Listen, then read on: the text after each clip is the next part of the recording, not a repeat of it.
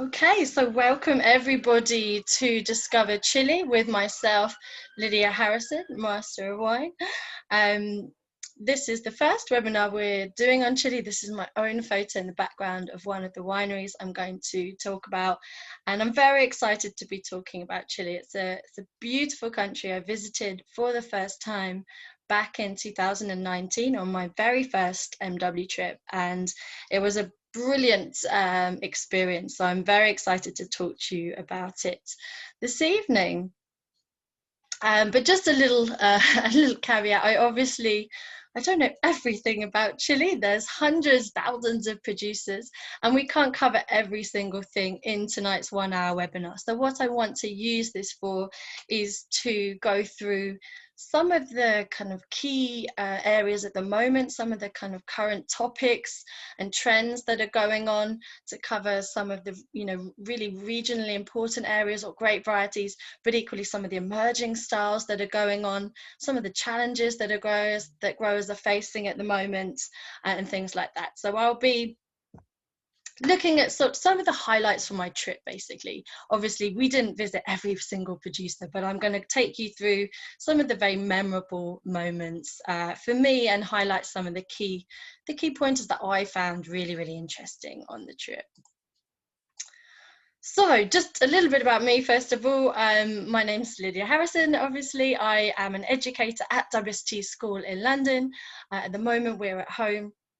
So I am teaching online, teaching webinars, and I also organise our events program. So hence I've organised myself to do one of our own events. And yes, I passed my Master of Wine in 2019, and this is my very first MW trip to Chile. So it's been lovely looking, putting all these slides together, reminiscing about when you used to be able to travel and my trip there, because it was a wonderful experience. And you have my Instagram handle there if you want to contact me directly. So I'm going to do a very brief history. It is very brief because I want to concentrate more on the kind of current trends and what's going on now in the country, but just to give you a little bit of insight. So it was the mid-1500s when Spanish travelers brought viticulture to Chile, and you'll see some of these traditional grapes. I am going to talk about Paish later on, but Moscatel also and Torontel. Then a little bit later, so 300 years later, this is when you started to see the French influence. So a lot of the French grape varieties that are widely planted there now, like Cabernet Sauvignon, Carignan, etc., that we'll talk about later, started to come into being here. And some of the key wineries that that you commonly see really widely on a lot of wine labels were founded sort of from this period until the sort of early 1900s. So I'm going to talk about San Pedro later. You've got Contraitore, the very big brand, Erazo, being founded. And then towards the end of the 19th century, so from 1980s onwards, this is when you really start to see some dynamism in the Chilean wine industry. So a lot of innovation, huge improvements in terms of quality of the wine being produced, and equally quantity. There's been a lot of growth in vineyard area quite rapidly throughout this period, particularly in the 90s, but also since then, and exploration of new areas, and a lot of foreign investment as well. So you'll see some of the wineries I'll talk about later, they have partnerships with producers from Europe or producers from America. There's lots of partnerships across the Andes as well with Argentina and Chile. So a really kind of diverse scene. And then from the current century, obviously just a few things to highlight. So production has doubled between 1995 and 2017. But interestingly, wine consumption in Chile itself is decreasing. So you have the production side increasing, but actual local consumption going down. So obviously that means a lot of the production is being exported. That is, the vast majority of Chilean wine goes abroad. And equally, as well as this sort of increase in production, you're also seeing new boundaries being pushed. So they're exploring viticulture in sort of new frontiers. I'm going to touch on some of these sort of new and very sparsely planted, but what I found really interesting areas. So they're sort of maturing in their wine journey. They're planting new varieties or rediscovering some of the old ones, really going quality focused and adapting and innovating in new areas. Right, a little bit of Chile today. I wanted to show one picture that wasn't a vineyard, so that you can see a little bit of the country behind it as well, because for me it was my first time to Chile and to Santiago. This is a picture from Santiago, so I wanted to show a little bit of, you know, what's outside the vineyard regions as well. Just a few figures. Sorry if you can hear the sirens. It is London and a lot of activity on a Tuesday, obviously. So 137,000 hectares of vineyard in Chile at the moment, and it kind of fluctuates in production between 9 and 13 million hectolitres. Can vary year on year because of the effects of the El Nino. It's the fourth largest exporter in the world, so it really kind of highlights how important export markets are for Chilean wine. 70% is exported, and I've listed there the top 5 markets that Chilean wines go to. You've got China, and there might obviously be a readjustment of this after COVID and lots of current kind of economic, social, political things going on at the moment, but this is where it stood when I was visiting. So China, US, Japan, UK and Brazil were the top 5 export markets in order. And there's a lot of consolidation in terms of production there as well. 80% of Chilean wine is produced by 4 big companies. You've got Country Toro that were mentioned earlier, Santa Rita, one of the oldest, Santa Carolina, and San Pedro. So a lot of consolidation. They'll do a whole range, these producers. They'll have vineyards in lots of the different areas, and they'll also buy grapes from a lot of smaller growers. But equally, to counteract that, you've also got Movi, which is basically an association of independent growers as well. This is established more recently in 2009. There's 12 members with 35 different wineries between them, and they produce around 1 million bottles. So obviously a lot smaller, but it just goes to show there is everything represented from these really big companies to sort of smaller, more individual interests as well. And I just wanted to highlight some of the kind of current things that I really sort of found fascinating when I visited. Obviously, climate change, this is an issue for lots of countries or the world at the moment, and particularly in Chile, the way this is characterizing itself is drought. I was quite struck with how dry some of the vineyards were, and obviously rainfall is generally decreasing as we go forward. And so this is an issue because obviously viticulture needs rainfall and water, but equally so do other crops and people. So there's more pressure on the water supply.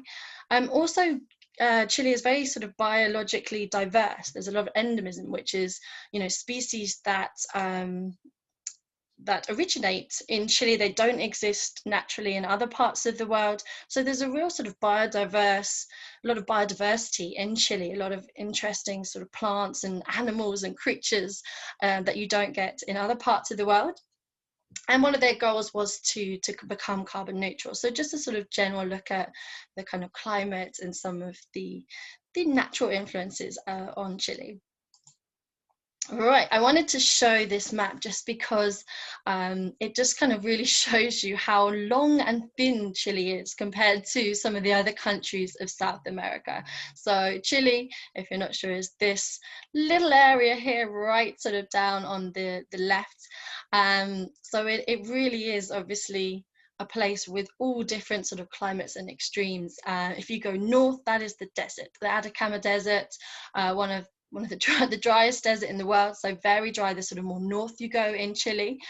If you go the opposite and go really far south, you're going down to Patagonia, and basically after that, after you leave land, the next stop is Antarctica.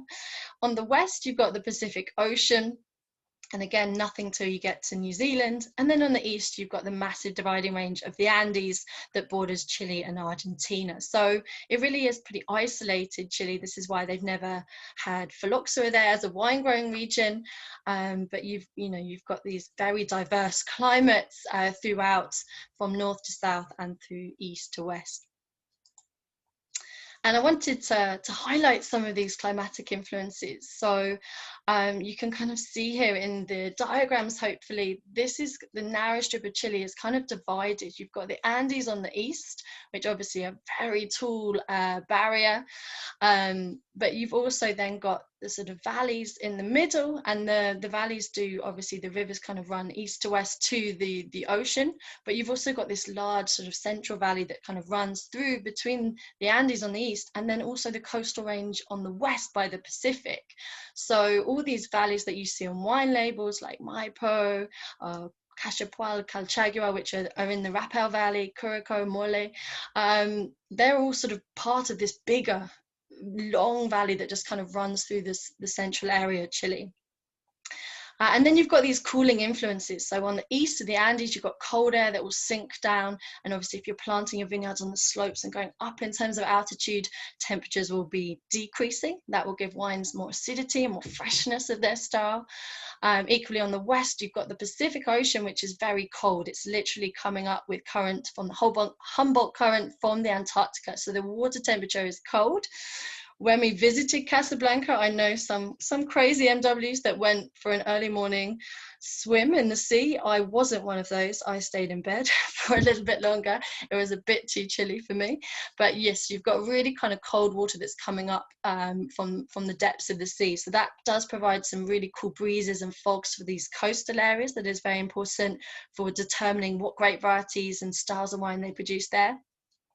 And so you start to see these specific labeling terms on bottles of wine. So costa being the coast, so from areas that are cooled by the Pacific. Entre Cordilleras is the central area, so between the two mountain ranges, which is sometimes flatter, sometimes warmer, but it really varies, and you do still have some elevation and different expositions throughout. And then you've got Andes, which is obviously the eastern side on the Andes, and benefiting from those cool breezes, cool air sinking from the Andes, and obviously some elevation if you're up in the foothills. So it's a really, really diverse country. And these are just some of the regions. The map I know is a little bit unclear, but just to kind of highlight the breadth of regions throughout, I'm going to start by talking about the Central Valley. So the Central region covers all this area here around Santiago, some of the original vineyard areas, and I'll dive into these in a little bit more detail, places like Cachapoal, Maipo, etc. But I'm also going to talk about some of the sort of frontiers that people are planting up here in Huasco, which is much further north in the Atacama region, which is obviously near the desert. And equally, vineyards all the way down here in the south. You've got the south region, and then even further south, the Austral region. And we did visit, we flew down to Concepcion down here in the south, the second largest city in Chile, and visited Itata as well. So I am going to be talking about these range of areas covering the whole kind of length and breadth of Chile. Right, first of all, though, I have to talk about Cabernet Sauvignon. If some of you have watched my previous webinars, you will know it's one of my favorite grapes. I did do a webinar on Cabernet Sauvignon, and this is the most widely planted black grape in Chile, simply because it was obviously imported by the French people, but it grows really, really well in this climate. You've got a generally warm, sunny, dry climate that really suits this late ripening, thick-skinned black grape variety that likes some warmth. And it's made in a whole range of styles. So you've got everything. I'm sure you've seen some, inexpensive supermarkets. Cabernet Sauvignon just produced at high yields from some of the warmer, flatter sites. But equally, some of the top really kind of icon wines of Chile are also using this black grape variety. It ages really well. It can produce amazing aromas and structure for ageability as well. So there's everything from inexpensive to, the icon wines of Chile, and different styles as well. So you can have single varietal wines, just 100% Cabernet Sauvignon, or also blended. You've got great varieties like Carmenere in Chile, Malbec, Cabernet Franc, Petit Verdot, sorry. So you see a lot of the kind of Bordeaux style blends, and also other grapes as well. It does express terroir well, so you do see differences in the style, sometimes more floral in certain areas, or riper, kind of fuller bodied styles from warmer areas. So it will express where it's coming from. And I'm going to start by looking at some of the key areas where Cabernet Sauvignon is the most widely planted grape. So in that Central Valley region, what we talked about, Maipo, Cachapoal, and Colchagua, these were the first places that we visited, having touched down in Santiago. So I'm going to start with Maipo. This is the region that is closest to the capital of Santiago, so very easy to get to. And, you know, historically very important because they started planting the vineyards around the capital so that wealthy people in Santiago could buy wine. You've got grapes, you had a ready market for your wines. You can see there Cabernet Sauvignon is about over half of the total hectarage of Maipo. So over 13,000 hectares total, nearly 7,000 of that Cabernet Sauvignon. So just to kind of show the dominance of this black grape. And obviously being one of the original areas close to the capital, it does still have a lot of old vineyards in Maipo. And we know old vines give concentration, flavor concentration, and aromatics to your wine. This is my own photo. I thought I did very well here with my nice panoramic view in the Santa Rita vineyards. And you can see we're quite high up here, so you can see some of the sort of foothills in the background, but you can also see how dry it is. You know, it was very dusty that day. It was blowing in your eyes, quite sandy.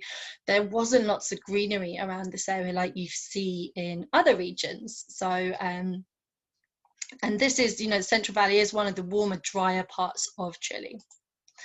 So this was, yes, Santa Rita, one of the oldest wineries and one of those top 4 that I mentioned earlier. They obviously have vineyards and can make wines throughout, but a lot of their holdings are Maipo. They have a 600 hectare estate here, well, 3,000 hectare estate with 600 hectares planted, and they're really focusing on Cabernet Sauvignon. They want to focus on this signature grape. They think that's what they do really, really well. They have different clones, 7 different clones of Cabernet Sauvignon that they're working with to express different styles and adapt to the different terrains, because even in the valley, you're going to have different soil types, different expositions, some facing north, south, east, west, etc. So they're working with different clones to express that, and 73%, so the bulk of their plantings are on Cabernet Sauvignon. And then just to show you the diversity, you can see it goes everything here from 5 meters above sea level to 700 meters. So this valley that really sort of stretches from the Andes through the Entre Cordilleras to the Costa region is going to, again, obviously produce really varied wines. Where we were here was sort of up, sort of more on the eastern side, going up into the hills a little bit. So you're going to produce everything, and they will produce a whole range from just sort of more inexpensive wines to some of their top wines like Casa, depending on the location and the quality of the grapes. To give you a little bit of idea about the conditions in Maipo, so it's pretty warm. January is their hottest month because obviously we're in the southern hemisphere here, so it gets up to about 30 degrees Celsius. And as you can see, I've just sort of highlighted the rainfall just to kind of emphasize what we talked about earlier about drought. So previously they used to get an average of 300 millimeters of rainfall a year. Recently that dropped down to 168 millimeters. This is well below what you need generally for viticulture, so they will irrigate. 85% of Chile's vineyards are irrigated. And in 2019, they only received 63 millimeters. It was a severe drought in the region. So that obviously affects your vineyard. You get lots smaller yields. You know, if you can produce a yield at all. And so that can obviously be very damaging. If you're not producing as much, you need to sell it for higher prices. So this can be quite detrimental to the volumes in your supply chain. All right, just moving on a little bit further south. So the next region south from Maipo is Cachapoal. And there's me looking very goofily happy, standing at a beautiful vineyard in Cachapoal. I think this is either before or after a very delicious lunch. But again, I wanted to, you can see here in the background, we were on the slopes, but you can see down onto some of the flatter vineyards, but you can also see the vineyards kind of creeping up the sides of the mountains east, west, and in front of you as well. We're looking out towards the Pacific. So the mountain range in the background is the coastal mountain range. So you get a little bit of a feel for some of the different aspects and exposures of Chile. Cachapoal It's slightly more production than Maipo, so one of the big key areas here, over 13,300 hectares planted, but again, you know, diverse, because you've got different grapes, Cabernet Sauvignon important, but also things like Syrah, Cabernet Franc, Malbec, etc. You've got different vineyards, different soil types, different styles. Right, let's go through. So this is where we visited San Pedro. Again, this is one of the very big producers, but where we visited was where they sort of focusing on some of their premium wines. And again, I wanted to highlight this because I think too often people just see Chile as that sort of inexpensive supermarket wine, but there is so much more to it. And the wines we tasted here were incredible. So they are part of the larger VSPT wine group, which is the second largest exporter in Chile.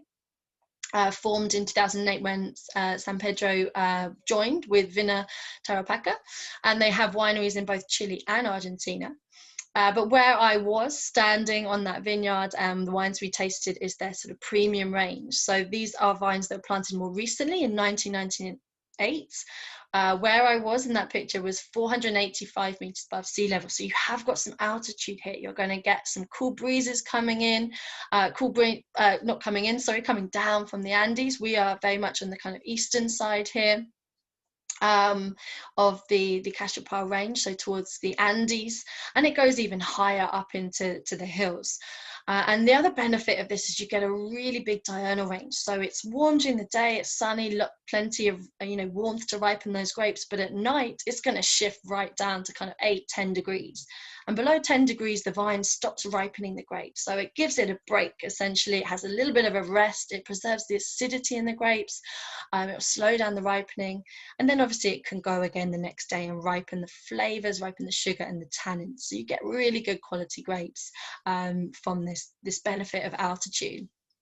We've got different soil types, and again, just to highlight some of the kind of trends that we saw throughout Chile, they were picking earlier, so looking to retain that freshness, looking to kind of restrain alcohol levels and get kind of fresher fruit character rather than baked jammy fruits. And equally, a lot of places were kind of using less oak or larger formats, so food here, which are large barrels rather than all just the new barrique. So, just sort of minimizing the oak or dialing back the oak a little bit as well. And these were blends, so Cabernet Sauvignon, very important, as I talked about, but also using Cabernet Franc, which will add herbaceous characteristics, Syrah for that classic kind of spice notes, Petit Verdot, which gives a lot of color and tannin, and Carignan, which is a kind of Chilean speciality, again, which gives those lovely kind of herbaceous green characteristics as well. So these were the 5 wines that we tasted. You can see there's different Alters, their real top one. They make less than 400 cases of it, and it was a really incredible Cabernet kind of Bordeaux style blend. You had Cabo de Hornos, which is 100% Cabernet from Cachapoal, but they also make some Carmenère down in Mole, and a Syrah up in Elqui, which I'll talk about as well. So just to highlight there some of the really sort of premium range, it's not just about your inexpensive Chilean Merlot.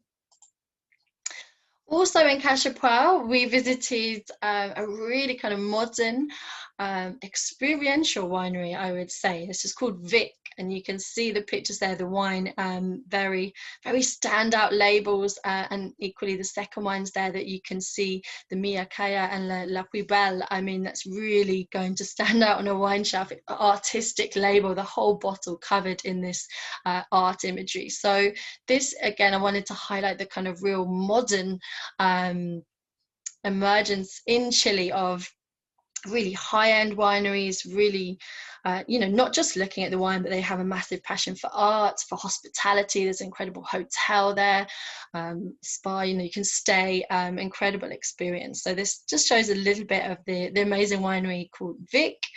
It's in Milahue Valley, which is in Cachapoal, and again sort of going up more towards the Andes, so you very much get some cooling influences from those cool breezes coming down the mountains, and this is really good again for your grapes. The bunches here never get hotter than 28 degrees. If the grapes can get too hot, you can get sort of slightly ripe or jammy flavors or even sunburn, but here you've got some moderation, so it's warm enough for these black grapes, but it doesn't get too hot, so it's kind of perfect conditions.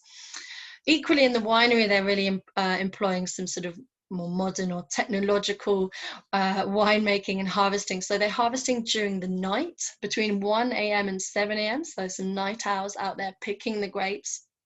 And this means the grapes can come in cold, so they can do some cold soaking. So basically leaving the juice in contact, leaving the grapes, and this extracts aroma, flavor, and some color basically before you sort of go into your fermentation. They're very selective of what grapes they use, so really high-end winemaking here, just picking the best, healthiest grapes for their top premium wines, and then also sort of using amphora. So in some ways, Chile has kind of gone full circle. You know, amphora was the traditional vessels that they would use historically, and when the Spanish came, and then they've kind of went through stainless steel, a lot of new oak, and then they're sort of going back to some of these amphora and foudres, etc. And you can see here again that trend to just kind of reduce the use of new oak a little bit. So the Vic in 2013 used 100% new French oak, as is kind of the trend on a lot of these big concentrated icon wines, and then today it's around 65%. So you're still using the oak to give you spice, to complement the fruit, but just sort of dialing it back a little bit, so a little bit more restrained in style. Okay, moving south again to Colchagua. So this was amazing. This is at a vineyard where they did a whole display for us of traditional sort of dancing with your horses and flying the flag, and it was incredible as the sun went down, and we had a kind of traditional barbecue next to the vineyards. This is at Casa Silva. So Colchagua as a region, again similar in size. Maipo, Cachapoal and Colchagua, all very big production areas in the Central Valley region, so over 34,000 hectares here. And again, Cabernet Sauvignon is still important, but also here, this is where I want to talk about Carmenere, your Chilean speciality. But there's also other red blends and even white grapes, you know, up in those cooler reaches of the Andes or coastal areas. You've got things like Sauvignon Blanc, Chardonnay, etc. So at Casa Silva, we're up in the sort of eastern side of the Colchagua in the Andes region. They do produce Carmenere, so 8% of Chile is planted with Carmenere, and 57% of that is in the Rapel Valley, which is the Colchagua and Cachapoal Valley combined. So you can see this is where it likes to grow, and it does like the warmth. Carmenere is traditionally from France, and it likes the conditions in Chile. You've got lots of sunshine, you've got warmth, it's relatively dry, but equally they've established more recently that it does like those cool nights. It doesn't like it hot all the time, otherwise it can get sort of a little bit overly alcoholic and you lose some of the fragrance and the perfume. So this is perfect where you've got a little bit of elevation here, you've got this diurnal shift, you've got the warmth during the day to ripen the Carmenere, but you've also got this respite at night that really helps retain some of that perfume aromatics and this, you know, the acid backbone and kind of finer tannins. Equally, you don't have to have 100% Carmenere, they can blend it, and as well as Cabernet Sauvignon here, you've got some great wines coming from Malbec, Cabernet Franc and Syrah, and you can see single varietal expressions of these as well. So again, diversity, as you can see here on the map here, this is the Colchagua region here, and again you can see it stretches all the way from the Pacific inland and then up to the Andes. So you're going to have a range of sites there. You've got flatter sites, perhaps sort of more irrigated, high, you know, perhaps machine harvested for some of your more inexpensive wines, but then you've also got this exploration of some of the hillside sites, higher altitude sites where the vines will naturally produce less. You've got less fertile sites on the hillsides, you'll reduce the vigor, that gives you better concentration in your grapes and you can make more expressive wines. And again, they're innovating with the winemaking as well. So concrete eggs, foudre, amphora that we've talked about already, any of these sort of modern winemaking that we're seeing in other parts of the world very much being employed in Chile as well.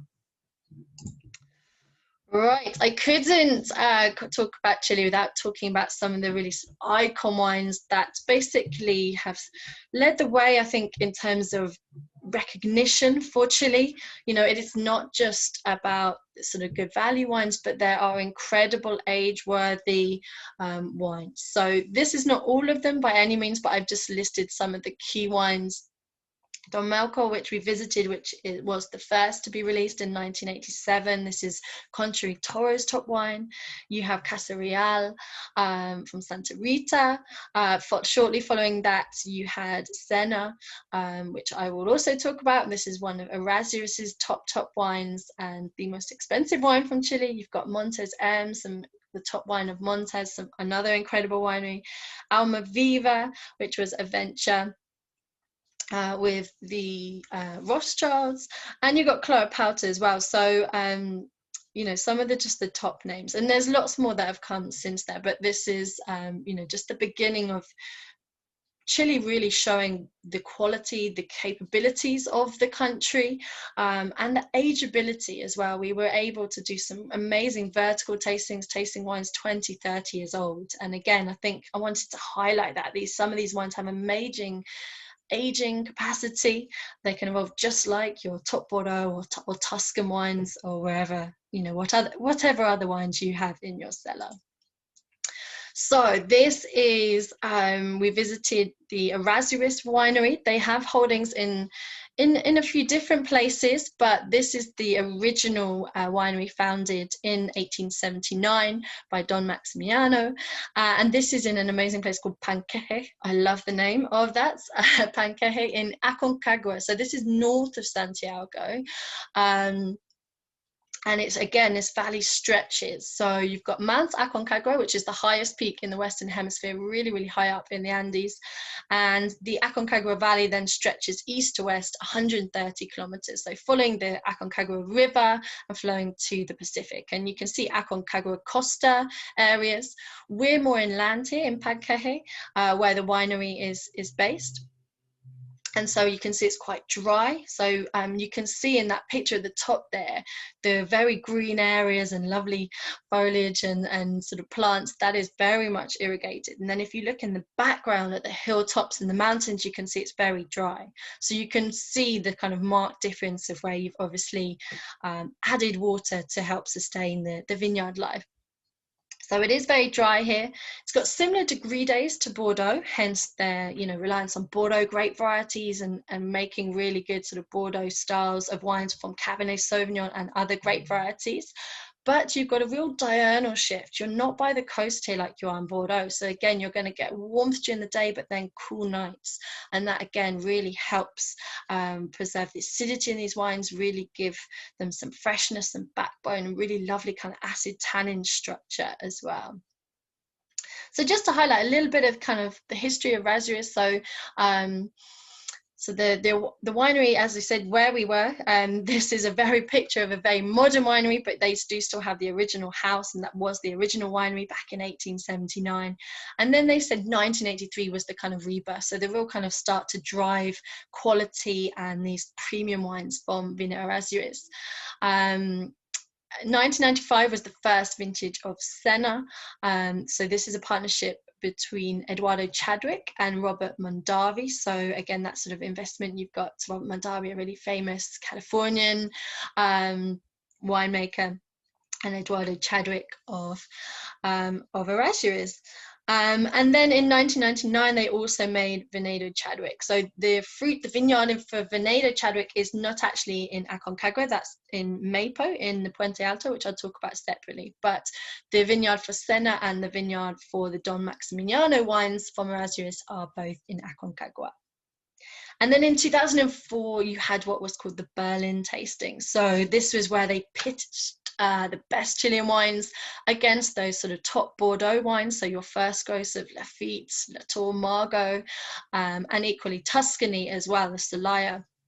And they did a blind tasting with a lot of very famous, reputed wine professionals, and they tasted blind. And surprisingly, Venedo Chadwick, from the 2000 vintage, and so very young wine from young vineyards, came out top in first place, and Senna from 2001 vintage came out in second. So beating, you know, Lafite and Margaux and wines like this. So I think that really put Chile wines and their top wines on the map, that they could compete on this level, that they are just as, you know, just as quality driven as some of these very famous names.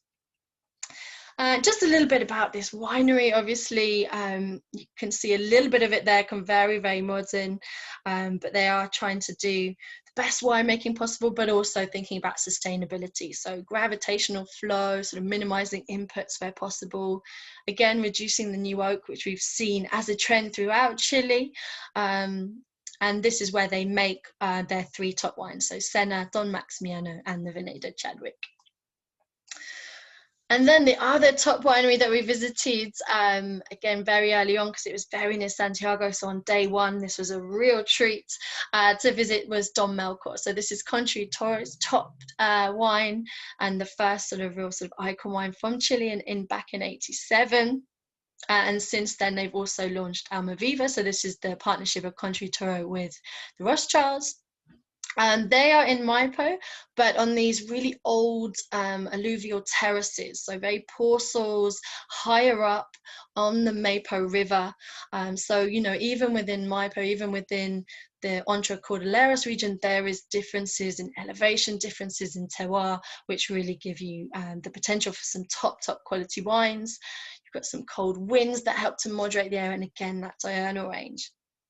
Again, you can see that favouring of Cabernet Sauvignon here, because we're in Maipo, in the Puente Alto sub-area of Maipo. But again, incorporating some of those other French grapes like Cabernet Franc, Merlot, Petit Verdot, etc. They have 151 different parcels, so they've mapped out the vineyard according to the different soils and different areas, and they pick them and they harvest them and they vinify them separately. So real attention to detail going on here in the winery. I am going to make you jealous now. I got to taste this sort of vertical of different vintages going from '87, the first vintage, up to 2016. So it was an incredible tasting that just showed the ageability of these top Chilean wines based on Cabernet Sauvignon. And I even got to taste a wine called Licor de Cabernet Sauvignon, which is what's in this picture here, which is a sweet wine. So basically where they sort of make it like a port, they fortify it to retain some sugar. And it was 100% made from Cabernet, and they only make 800 bottles. So I was incredibly humbled to be able to taste that with our pudding when we visited Don Melchor. So just to, you know, show what is going on here, it's not, as I say, it's not just about some of those supermarket wines. There's incredible quality and attention to detail. All right, that's the kind of central areas. We're now going to look at some of the cooler areas, basically. So one of the key cooling influences, as we talked about, is the Pacific. So I wanted to highlight here a couple of the coastal areas, and I thought this map here is quite useful because you can see the importance of this coastal mountain range. So the Casablanca Valley runs sort of from the coast but also inland and sort of then behind some of this coastal range. So it's cool. You are getting these cool breezes off the Pacific, but you're a little bit perhaps more sheltered than on the other side, where you're right directly influenced on the Pacific, where you are in San Antonio and the subregion there of Lleida. So Casablanca is 30 kilometers here to the Pacific. You've got, again, those lovely cool nights that slows down the metabolism of the grape, some cooling influences of fog, and it's in this sort of corridor. So this corridor between the coastal range here as you go towards the Pacific. And then Lleida, San Antonio here, you can see is directly sort of opened up to that cooling influence. So on the western side of the coastal mountain range, you've got the full impact of the fog here as well.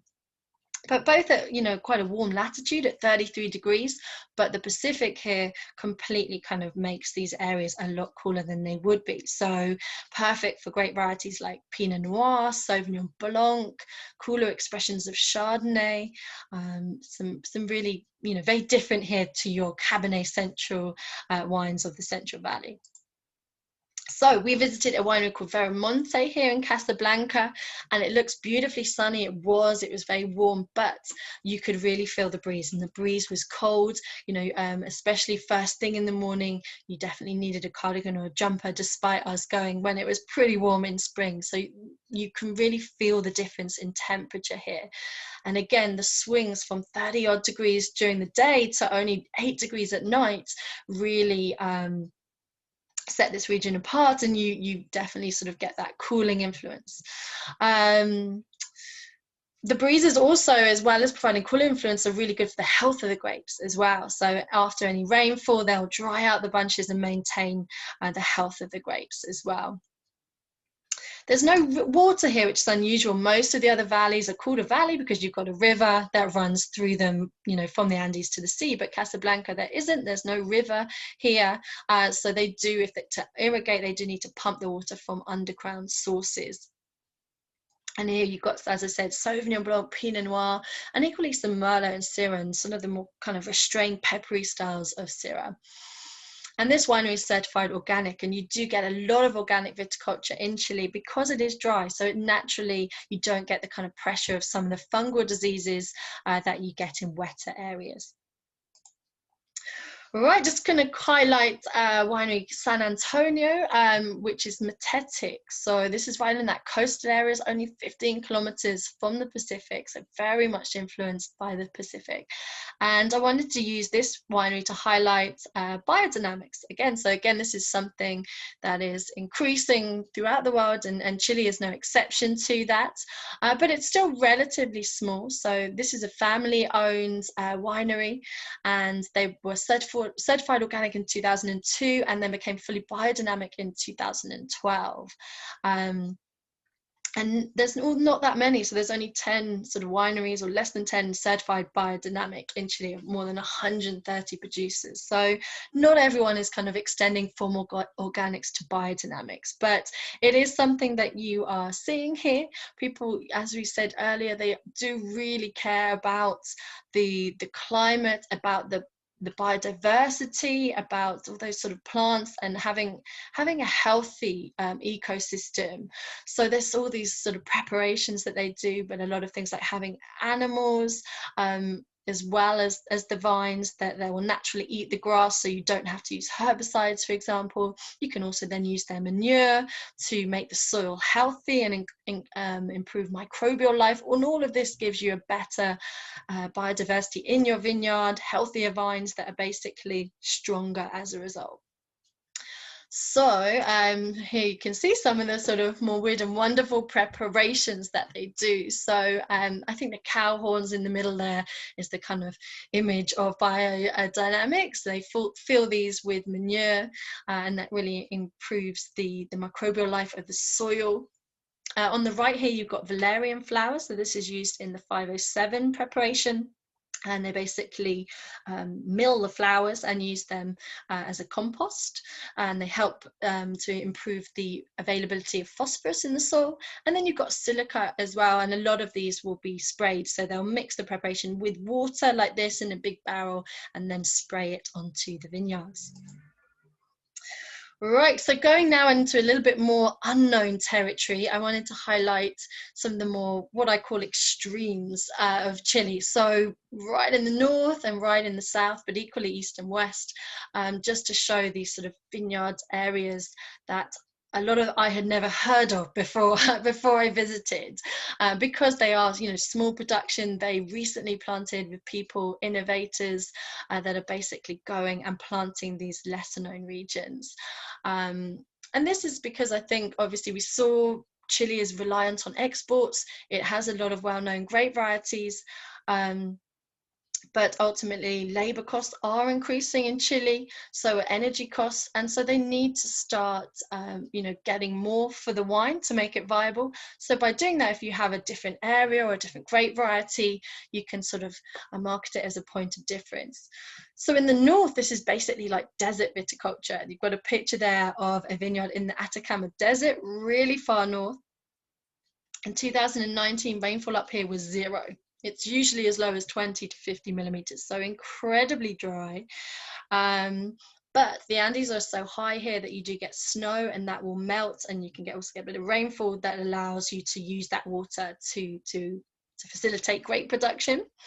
A couple of these areas right in the north, so Copiapo Valley, which is the most northernmost wine valley, and just south of that Huasco, which is basically a new frontier.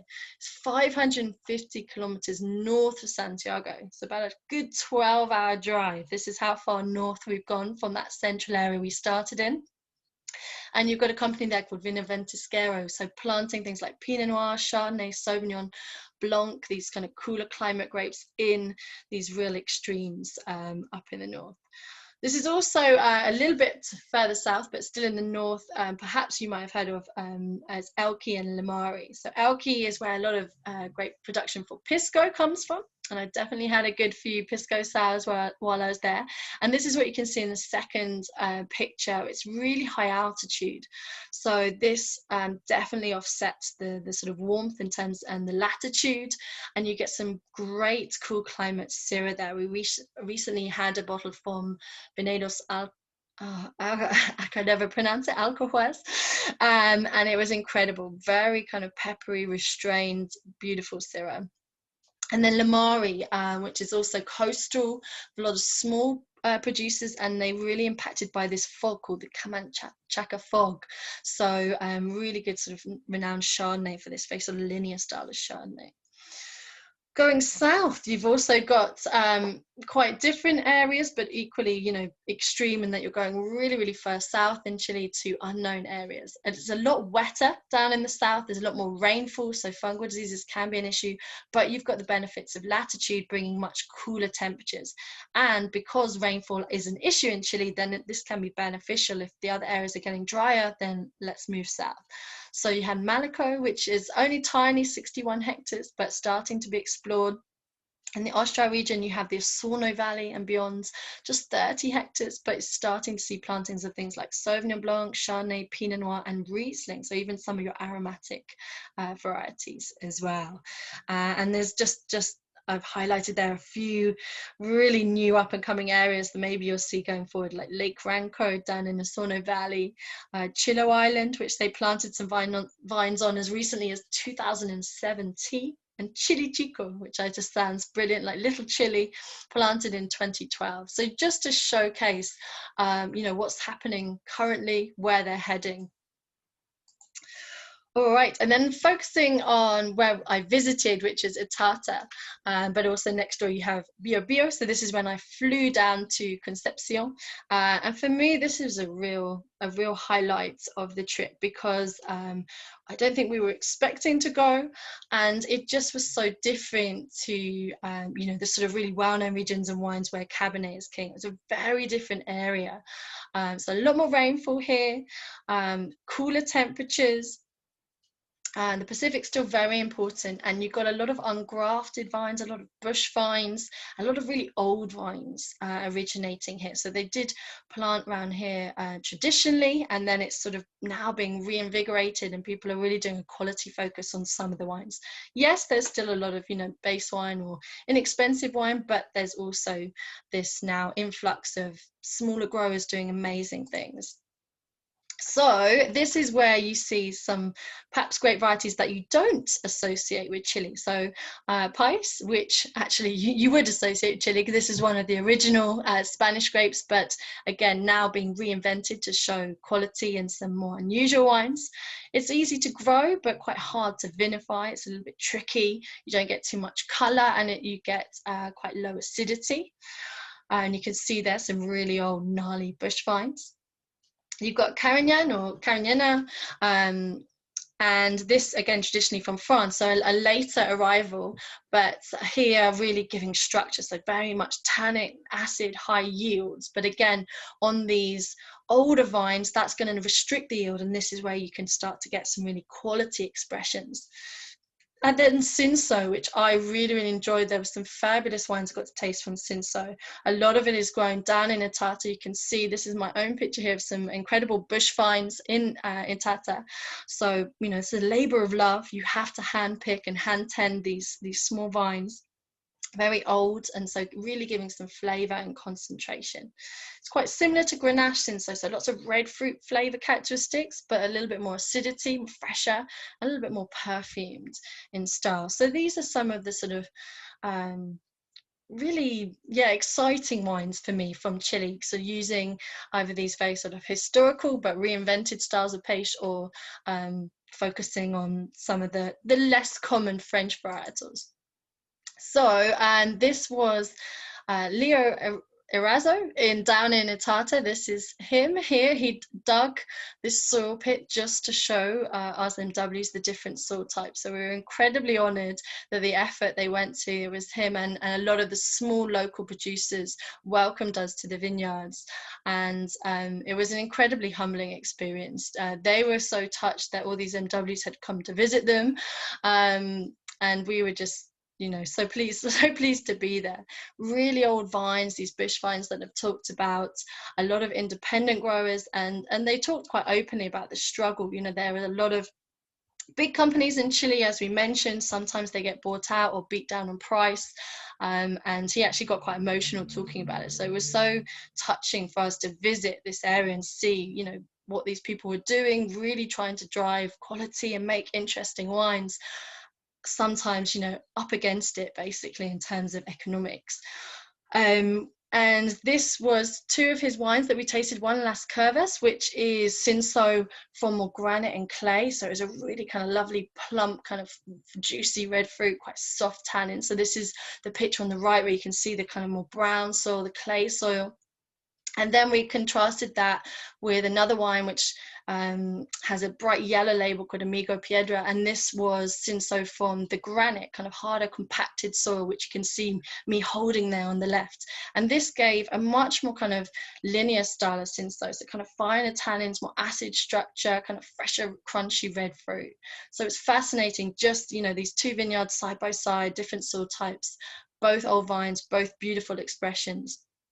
And just to see the work and the ambition of these winemakers down in Itata was a real highlight for me.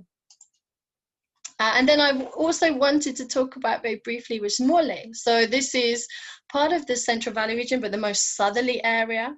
And a lot of production. So again, everything goes here. A lot of, you've got Cabernet, you've got big bulk wines, you've got niche wines, you've got everything.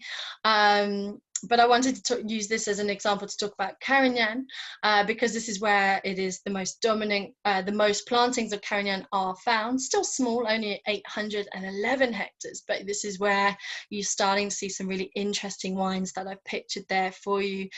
Garage wines do some great wines. P.S. Garcia, a couple of really interesting producers, and that I believe some of them you can get in the UK.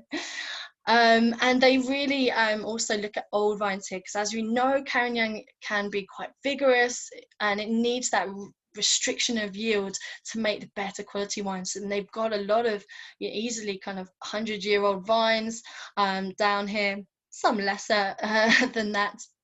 But it really gives them flavor and balance.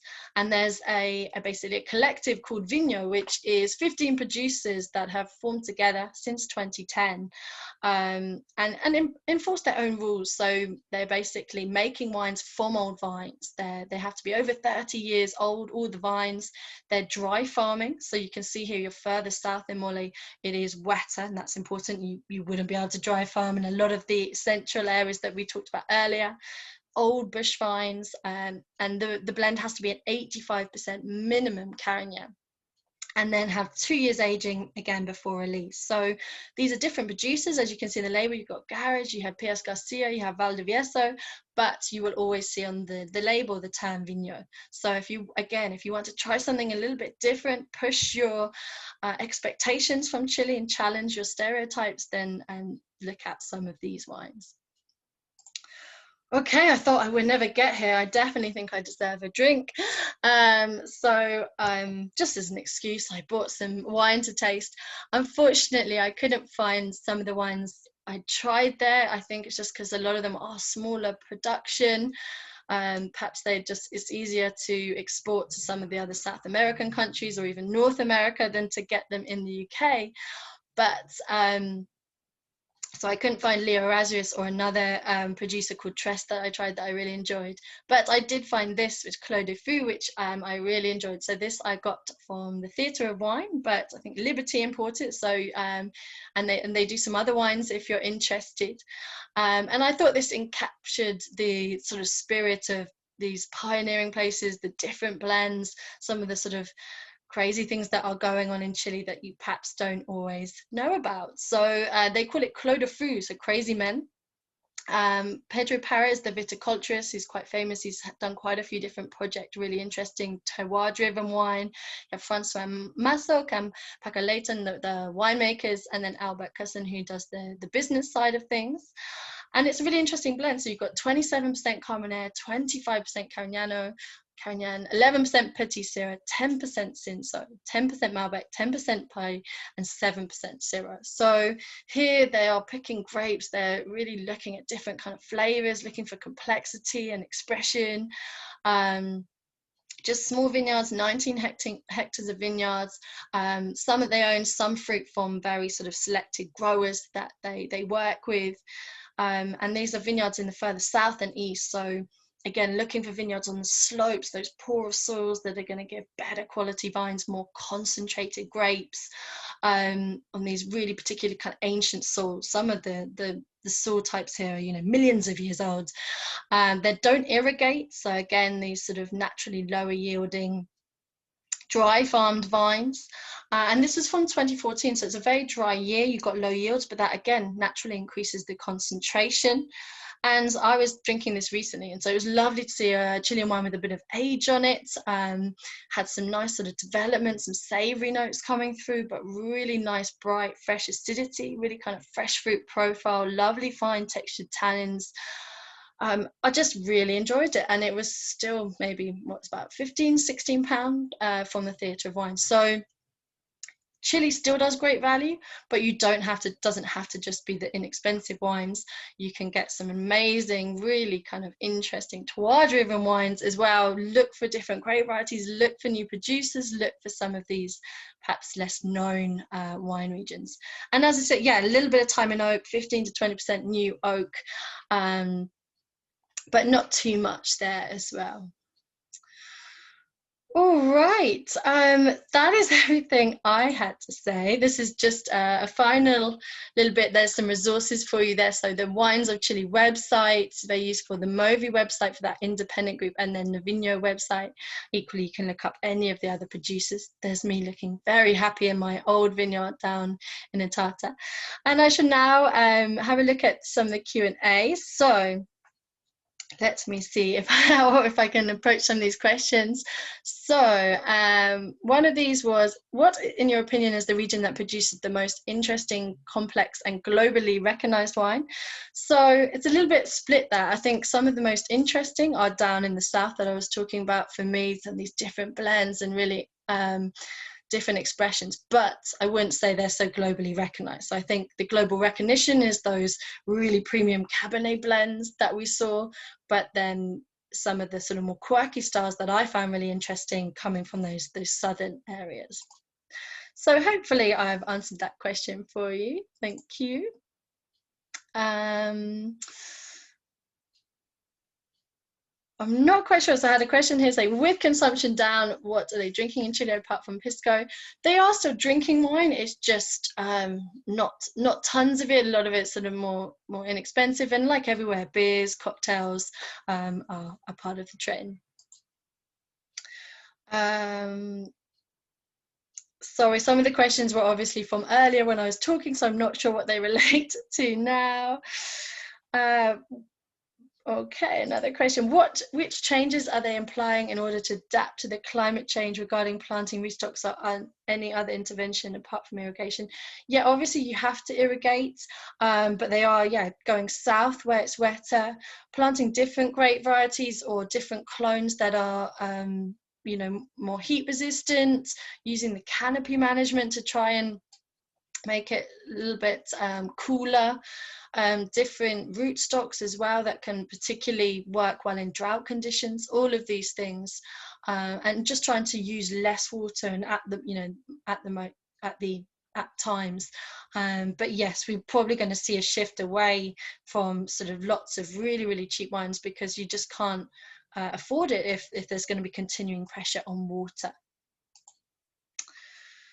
Okay. Another question was, can I explain why wines are not vegan.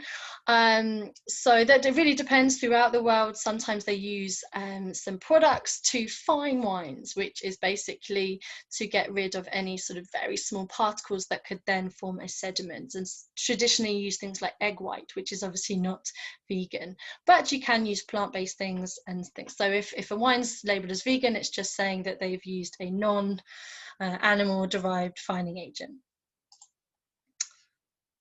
Okay.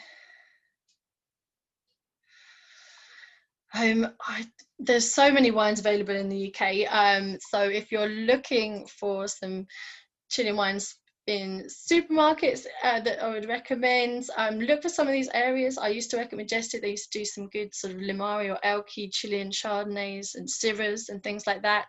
Equally, a lot of the independents here, so smaller shops will do some of the perhaps these more independent producers and smaller ranges. So again, just look out for places like Itata, Bio Bio, up in Limari, Lleida, some of these sort of these areas. But equally, even in the Central Valley, there's if you're willing to pay around £15, there's some great Cabernet Sauvignons, Bordeaux style wines. Just do a little bit of research about your producer.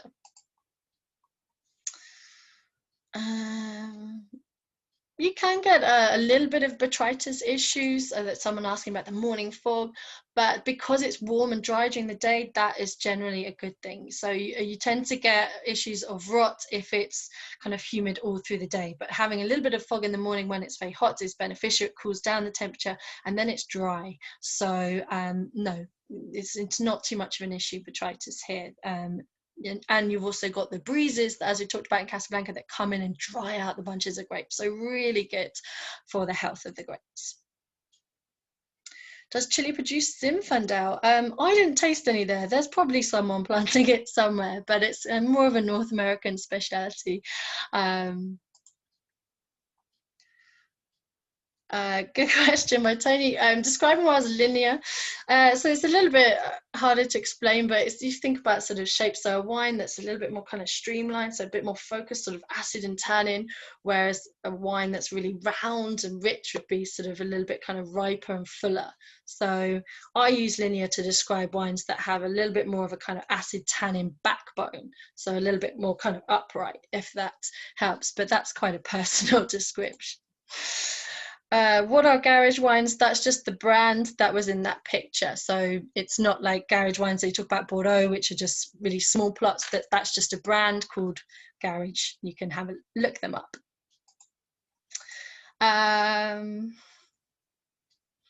Sorry, I'm just reading another question. Quite a long one. I think I answered that as we go. So yes, they are definitely moving. There's a lot of sustainability, people moving to organics, biodynamics, and sustainability approaches throughout.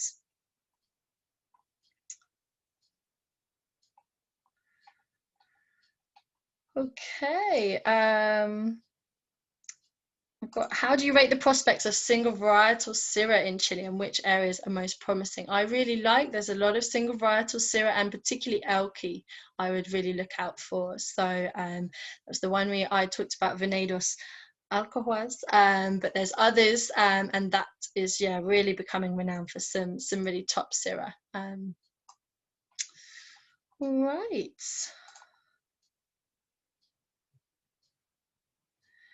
I did see this question. Thank you, Natasha. I was hoping to address some of it, but yes, unfortunately, I'm not an importer. Otherwise, I would love to import some of these smaller producers like P.S. Garcia. There was some that I couldn't see. I think some of it is just maybe smaller production anyway of these smaller producers, so perhaps it's not viable for them to export all the way to the UK. As I said, local markets or South American or US markets are probably easier and less expensive for them to get to, but I would love to see them available here. So if there is anyone out there importing or smaller scale producers looking for something different, then I would definitely recommend some of these Chilean producers. Got a question. What are they doing internationally to shake off their inexpensive high volume wines? wines of Chile are definitely doing a lot of work to promote the diversity. I think you've got producers leading the way as well, showing the the top end of the scale, like Senna. It's just sometimes a bit of an image issue in the UK, because we have traditionally bought Chilean wine when it was just this kind of inexpensive volume wines.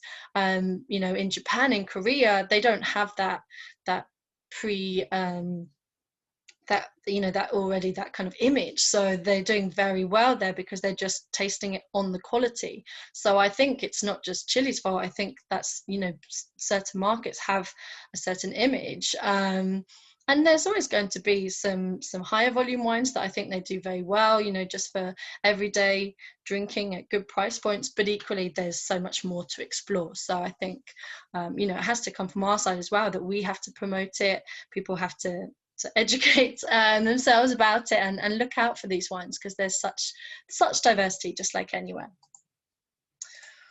All right. All right. The one who's... Oh, I'm not sure about that question. Sorry. All right. I think I'm going to run out of time here. So I'm sorry if I didn't get through all of your questions. Some I can't really... Is Syrah better than Cabernet for Chile? Oh, that's a tough one. I think they both have a place. They're very different, contrasting, great varieties. So it depends what you're looking for. It depends which you prefer.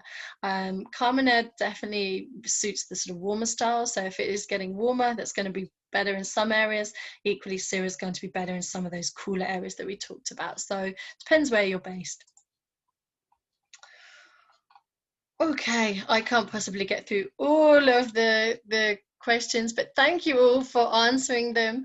I hope I have got through quite a few of them, and in the slides there were some of the producers I recommend. I talked about them, so if you missed any of that, you can watch it. The recording will be live from tomorrow. Thank you so much, everybody, for attending. I hope you enjoyed, and hopefully you can all get to Chile in the not too distant future as well.